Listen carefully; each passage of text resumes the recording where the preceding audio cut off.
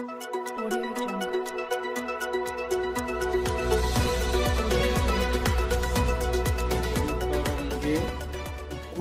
প্রেম তীর্থে মোড়ায় মাথা, গুরু কল্প তরু জড়িয়ে ধরো তুমি, ওগো আমার ভক্তিলতা। কথাটা কি বলেছে? যে একজন শুদ্ধ মানুষের সঙ্গ করো, এবং সঙ্গ করে তুমি নিজেকে সেখানে তোমার মাথা মোড়ানো মানে আমিত্বকে বিসর্জন দাও। হ্যাঁ, তো সেই আমিত্ব যে বিসর্জন দিতে পারবে সেই তো গুরু কৃপা পাবে, তাই না? এখন এখানে বলা হচ্ছে গুরু কৃপাহি কেবলম, সদা সর্বদাই গুরুর কৃপা ভক্তের প্রতি থাকে। এখন সেই কৃপা পেতে গেলে কি করতে হবে? তো পেতে গেলে আগে তোমার নিজেকে জানতে হবে, চিনতে হবে, আত্মশুদ্ধ হতে হবে, দেহটাকে শুদ্ধ করতে হবে, তবেই তুমি গুরু কৃপা পাবে। কথাটা বুঝেছো? তা এখানে বলছে যে সত্য সুপথ। এখন সত্য সুপথ চিনতে গেলে একজন সত্য মানুষের সন্ধান করতে হবে। এখন এলমের তরিকত বললেই মানুষ মনে করে এটা একটা ভণ্ডামি বা এটা একটা বিভ্রান্তিকর বিষয়। আসলে তা নয়। কারণ যে এলমের শরীয়তি জ্ঞানে যদি কেউ পূর্ণ হতে পারে, তখন আল্লাহকে সন্ধান করার জন্যে যে রাস্তাটা তারা খুঁজে নেয় সেটার নামই হচ্ছে তরিকত। তরিকত শব্দের অর্থ হচ্ছে পথ বা রাস্তা। কিসের পথ? আল্লাহকে পাওয়ার পথ। এখন এখানে যদি শরীয়তে পূর্ণতা না পায়, আমি বলবো তার তরিকতে যাওয়াই উচিত নয়। কারণ যে বুঝলো না বুঝে যদি যায় তবে সে তো বিভ্রান্তিতে পড়বেই, তাই না? আর বর্তমান যুগে এই তরিকত বলে মানুষ ব্যবসা পেতে নিয়েছে, আর এই ব্যবসার ফাঁদে পড়ে অনেকেই অনেক কিছু হারাচ্ছে। তা আমি বলবো যে যারাই গুরু বা পীরের কাছে যাবে, পীরের শরণাপন্ন হবে, আগে বোঝো পরে মজো, না বুঝে মজো না। তাহলে একজন গুরু বা পীরের কাছে যেতে হলে তোমাকে আগে তাকে জানতে হবে। তাই বলছে প্রথম হচ্ছে দর্শনধারী, দেখে ভালো লাগতে হবে। যে সত্য মানুষ তার রূপের মধ্যেই সত্যটা ফুটে উঠবে। তারপরে কি গুণ বিচার, তার গুণের বিচার করতে হবে। যদি সে গুণের টিকে ভালো মানুষ হয় তবেই তাকে ভজন করা যায়। তাই এখানে মনমোহন সাধু বলল যে সাধু সঙ্গে প্রেম তরঙ্গে গুরুর প্রেম তীর্থে মোড়া মাথা। এখন সাধুর সঙ্গ না করলে তুমি শুদ্ধ পথ চিনতে পারবে না। সাধু মানে হচ্ছে একজন শুদ্ধ মানুষ, আর সেই শুদ্ধ মানুষের সঙ্গ যদি তুমি করো তবে তুমি কিভাবে শুদ্ধ হবে, কিভাবে আল্লাহর পথে যাবে। আল্লাহর হুকুম হকাম না মানলে কি আল্লাহ খুশি হবে? হবে না। তাহলে একজন শুদ্ধ মানুষ হতে গেলে প্রথমে এলমের শরীয়তকে তোমার মানতেই হবে এবং আল্লাহকে মানতে হবে। এরপরে কি বললেন? চৌদিকে দাও সত্যের বেড়া, ফিরবে তাতে ছাগল ভেড়া। এই যে সমাজের যত মানুষ, এরা যারা বুঝলো তারা তাদের নিজেকে সত্য দিয়ে আবিষ্ট করে ফেললো, সত্য দিয়ে আবদ্ধ করে ফেললো, তাই না? তারা কখনোই মিথ্যার আশ্রয় নেবে না। আর এই সত্য দিয়ে যদি কেউ নিজেকে আবিষ্ট করতে পারে, নিজের চারিপাশে বেড়া দিতে পারে, তবে ওখানে আর খারাপ কিছু ঢুকতে পারে না। তাই বলছে যে তুমি আগে সত্যকে জানো, বোঝো এবং সেই সত্য মানুষটা সেবা করো, তার চরণ সেবা করতে বলেছে। এখন এই চরণটা কি? এখন এই চরণ বললে সবাই বুঝায় যে গুরুর পা, না, আসলে এটা মিথ্যা কথা। চরণ সব দুটো, একজন চৈতন্য মানুষের দুটো চরণ। কি? একটা হচ্ছে ওই মানুষের বাক্য, যদি তুমি ওই বাক্যটা সঠিকভাবে মানো তবেই তাকে সেবা করা হয়, চরণের সেবা করা হয়। আর একটা হচ্ছে তার রূপ, দেহ। যদি সেই রূপের মধ্যে সঠিক কিছু দেখা যায় তবে সেটাকেই ভজন করতে হবে। আমি বারবার বলে থাকি যে আমার এই রূপটাই গুরু নয়, এর মধ্যে গুরু আছে। যে গুরু দর্শন কারুর হলে তখন সে সেইটার উপরে প্রেমে আবিষ্ট হবে। সে ওই রূপের প্রেমে মজে যাবে, তাই না? আর যখন মজে যাবে তখন তো সে আর মিথ্যার আশ্রয় নেবে না, সে অসৎ পথে যেতে পারবে না।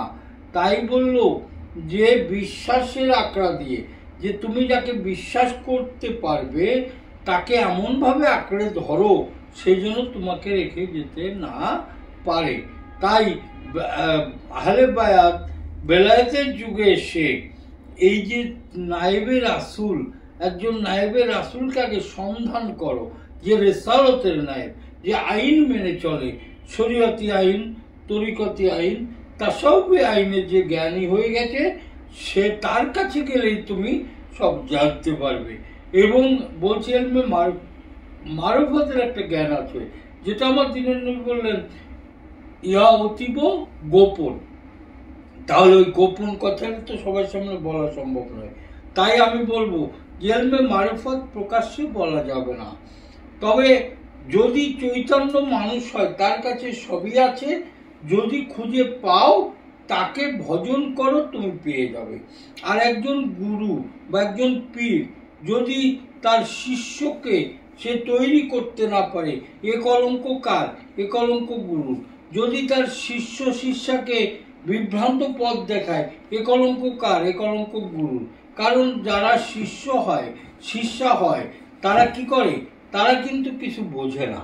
তাই একজন বোঝাওয়ালা মানুষের কাছে আসে বোঝার জন্য। এখন ওই মানুষটা যদি তাকে ভুল বোঝায়, বিভ্রান্ত বোঝায়, সেটাই তারা মনে করে ইহা সত্য, কারণ তারা তো বিশ্বাস করেছে, তাই না? তাহলে সেই মিথ্যা এবং বিভ্রান্ত কথায় পড়ে এই মানুষগুলো ক্ষতিগ্রস্ত হচ্ছে। আমি সবাইকে বলবো যে এই পথ পরিহার করুন।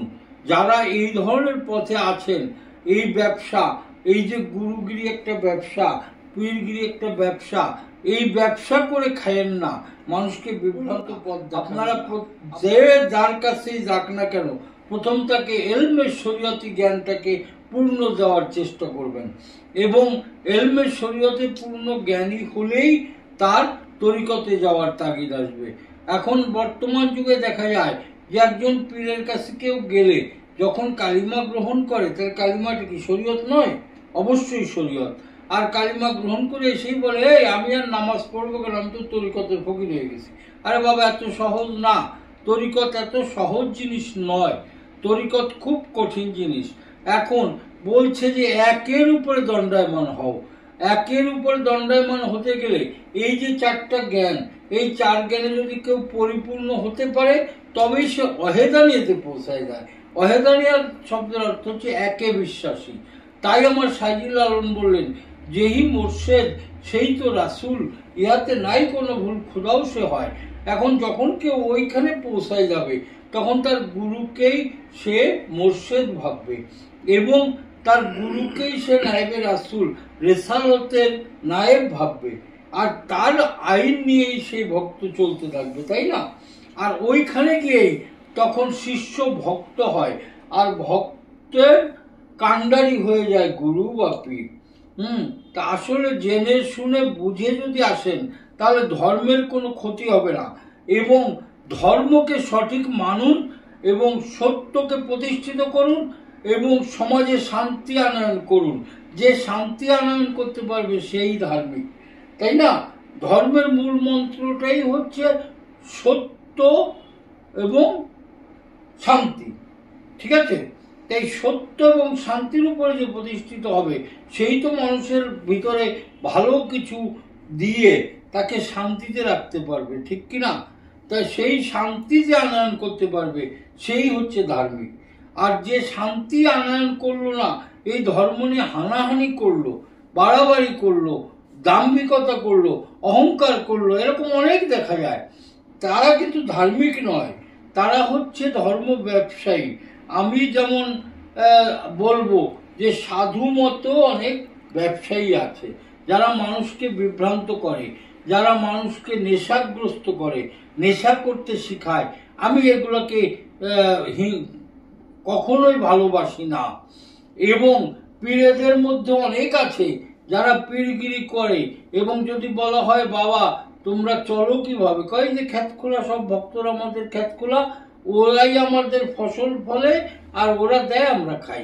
এটা কিন্তু কোনো ধর্মের কথা নয়, কারণ আমার দিনের নবী বলেছে যে ভিক্ষা করো না।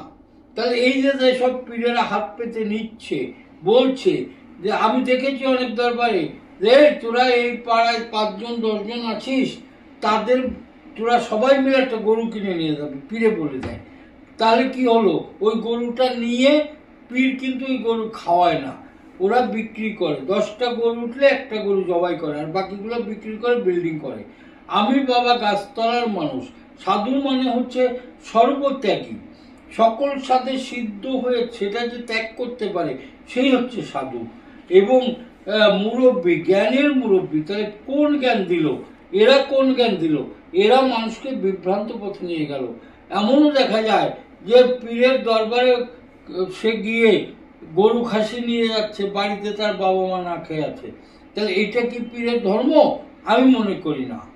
তো এই জন্য আমি বলবো, সত্য পথে চলুন, সৎ পথে চলুন, সত্য কথা বলুন এবং সঠিক ধর্ম পালন করুন এবং শান্তি আনয়ন করুন। শান্তি ধর্ম। ধন্যবাদ। আরো অনেক কথা হবে। আমি চাইব সবাই এই কথাগুলো বারবার শুনে নিজেকে প্রতিষ্ঠিত করুন।